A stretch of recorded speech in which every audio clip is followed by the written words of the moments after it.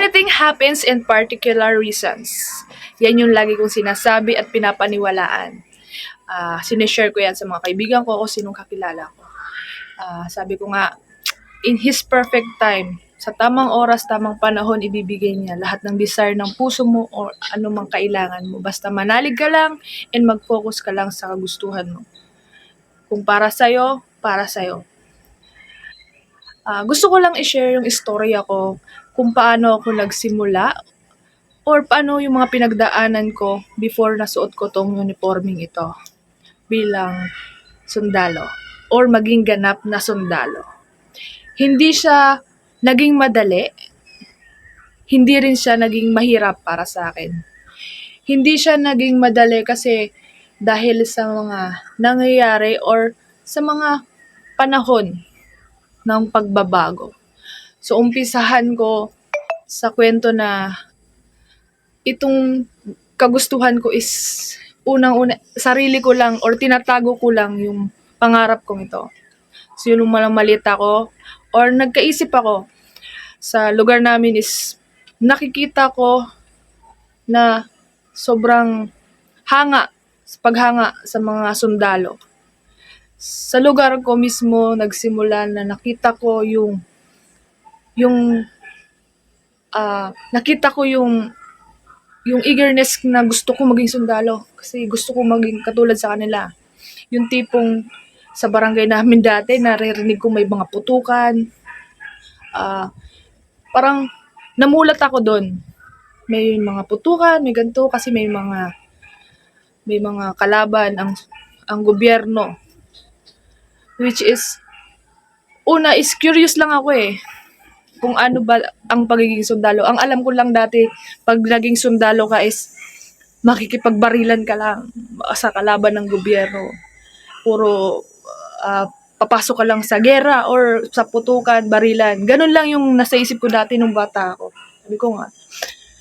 And one time may nakita ako isang babae na isang sundalo pumunta sa barangay namin. Doon lumakas lalo yung eagerness ko na maging sundalo. Pero parang sinikreto ko lang siya na hindi ko siya talaga pinukusan muna ng una. Gusto ko lang mag-aral nun. Siyempre, sa hirap ng buhay, hindi basta-basta madali ang mga pangarap. Kaya kailangan mong magpursige. Kailangan mong maging pagtrabahuan lahat ng gusto mo. And ayun nga, diretso na lang ako sa pag-apply ko ng pagsundalo. Way back 2017, nag-exam ako, nag-APSAT. And ayun, so hindi pa alam ng magulang ko nung na mag-exam ako. Then sinabi ko sa kanila na magsusundalo ako nung nakapasa na ako ng pag-exam ng APSAT.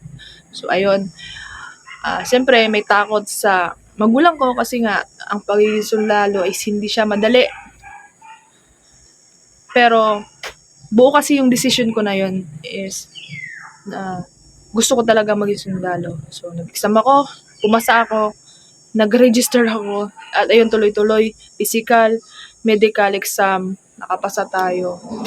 Then, yun nga sabi nila, before ka mag-PFT, kailangan mong maging malakas tumakbo or push-up, set-up, ganun.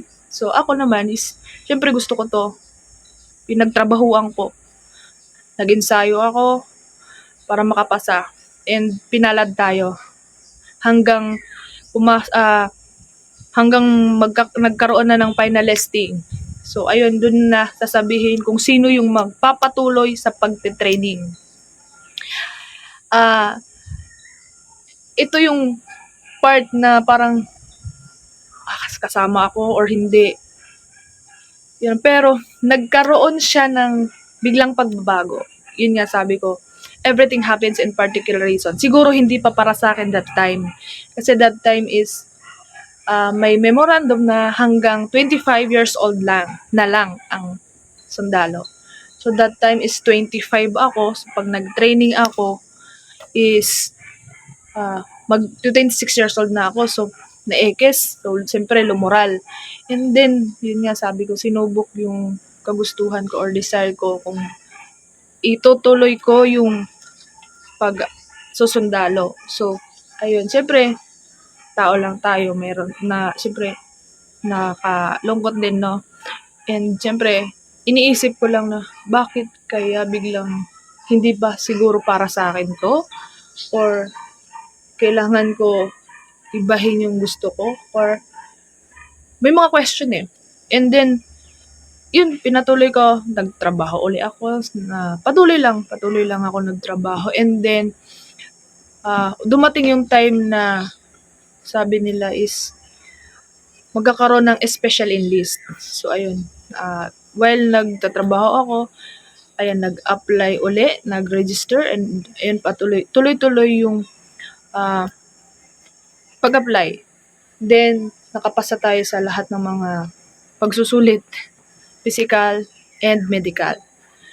Then ayun, nagkaproblema kasi yung APSAT ko is nag-expired. Kasi 3 years nga lang siya. 2017, 2018, 19. Ayan. Then, nag-expired siya. Di ako, nag-exam uli. Kasi gusto ko nga eh. Kasi, iyon na lang yung kulang ko. Pasado na sa lahat.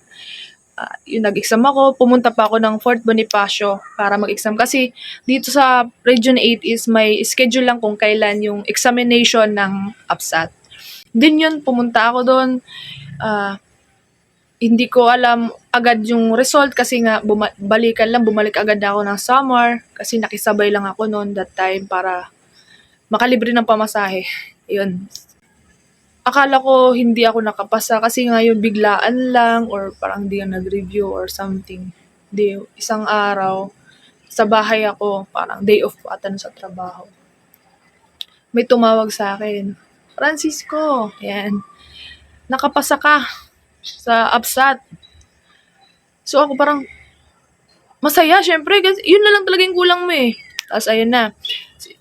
Nagpapasa ako ng result na ganito, pasa ko. Ayan, pasado ako. Then yun, patuloy na yung ano kasi formation na, ganito ganyan. Tapos dumating yung pinaka worst na part is nagkaroon ng pandemic. So sabi ko, wala, stop na naman. Kasi nga, pandemic yun. Isang buwan na higit din yun. Sabi ko, ano kaya yung reason nito, no? Na parang may humaharang lagi sa mga gusto mo. Alam mo yung tuloy-tuloy na siya. Yung alam mo yung magte-training ka na lang sana. Kasi ganito, ganyan. Okay na lahat. Biglang nagkaroon ng pandemic. So, ayun na, tenga. Nag-isip na naman ako, bakit na naman ganito? Siguro may rason. May rason lang to siguro. Ganyan. Kung para sa akin to, para sa akin. So, hindi na ako masyado nag-isip or ano. Kung para sa akin to, okay. Kung hindi naman, siguro may ibang kagustuhan ng Panginoon para sa akin. So, ayun. After nung pandemic, nag-announce na tuloy ang application. So, ayun.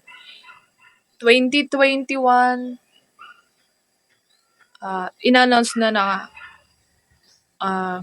patuloy ang training. So ayun, inaantay ko na lang yung letter na, kasi in-special enlist na ako. Inantay ko na lang yung kung maaprobahan or makakapasok ako doon sa pagiging sundalo. So, 2021 September or October ng 2021 binabaan ako ng order. September 28 doon nakalagay na nagkaroon ako ng serial number. So, sa madaling salita, mas nauna yung serial number ko before mag-training. So, nag-duty muna ako before nag-training. Then, nagkaroon ng quota ng other special enlist. Sinabay ako doon sa training kasi kailangan pa rin mag-training kahit special enlist ka. So, ayun, sumabay ako nung 2021 training. Ayun, sa madaling salita, sinama na lang ako doon sa mga nag-training ng special enlist. Yun. Sinabay ako sa kanila mag-training. Then, nag-training ako sa SCS. And may nagkaroon ng quota, sinabay ako doon mag-training. So, nag-training kami sa TriDoc. Ngayon, Stracom na po ang ano nila doon. Tapos, nag-training kami sa school candidate soldier. Class 702-2021. Ayan. Lahat kami is female. Lahat kami female. Special enlist. And, yun, umabot ng ilang buwan yon kasi kasama na yung dire-diretso na kami after ng basic military training namin. Nagdiretso kami sa specialization ng INFOC. And, ayun, 2022, after ng training, back to unit kami. And then, ayun na, napatuloy na. Nagumpisa na ang totoong pagiging sundalo namin. Nagkaroon kami ng mga unit. At, ayun, sa awa ng Diyos, siyempre, ito, mag 4 years na ako sa serbisyo. Hindi natin maiwasan. Minsan talaga, nalulumoral tayo. Kasi, tao lang din naman tayo. Pero, wag lang natin kalimutan kung paano tayo naghihirap, kung paano natin ginusto ito na makasuot ng uniforme at magsilbi sa bayan. Kung napapanghinaan ka ng loob kasi hindi pa binibigay sa'yo yung mga gusto mo or yung mga desire mo, mag-antay ka lang. Kasi may plano ang Panginoon para sa'yo. Yun lang, sabi ko nga, everything happens in particular reason. Kaya, laban. Kasi kung para sa'yo yan, ibibigay ng Panginoon yan sa tamang oras at tamang panahon. Ayun. Yun lang mga sangkay. Be safe and keep safe.